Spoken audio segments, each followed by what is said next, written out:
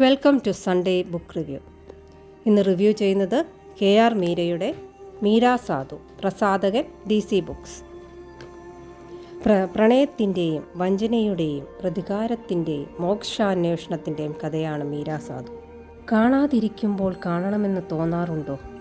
തനിച്ചിരിക്കുമ്പോൾ സംസാരിക്കണമെന്ന് തോന്നാറുണ്ടോ? കാണുമ്പോൾ നെഞ്ചോട് ചേർത്ത് പിടിക്കണമെന്ന് തോന്നാറുണ്ടോ? ഹൃദയം നിറഞ്ഞതുപോലെ തോന്നാറുണ്ടോ? പിരിയുമ്പോൾ ലോകം ശൂന്യമായതുപോലെ തോന്നാറുണ്ട് എന്ന വാക്കുകളിലൂടെ തുളസി മാധവൻ്റെ പ്രണയത്തിൽ വലിച്ചിടപ്പെടുകയായിരുന്നു. പ്രണയത്തിൻ്റെ തീവ്രതയിൽ എല്ലാം ഉപേക്ഷിച്ച് തുളസി മാധവനിൽ ലയിച്ചു. ആ പ്രണയത്തിൽ ഉറക്കെ ചിരിച്ചു ആനന്ദത്തിൻ്റെ പരകോടിയിലെത്തി. അവളുടെ സ്വപ്നങ്ങൾ, ആത്മാഭിമാനം എല്ലാം അവൾക്ക് നഷ്ടപ്പെടുന്നു. വഞ്ചിക്കപ്പെട്ടതിൻ്റെ വിഭ്രാന്തിയിൽ പ്രതികാരത്തിൻ്റെ വ്യത്യസ്ത ഭാവം തുളസിയിൽ തെളിയുന്നു. എനിക്ക് രാധയാകേണ്ട, രാധ 10,008 ഒരുവളാണ്, മീര ഒന്നേയുള്ളൂ എന്ന് ഉറക്കെ പ്രഖ്യാപിക്കുന്ന തുളസി തോറ്റുകൊടുക്കാൻ തയ്യാറാകാതെ പൊട്ടിച്ചിരിച്ചുകൊണ്ട് രംഗമൊഴിയുന്നു.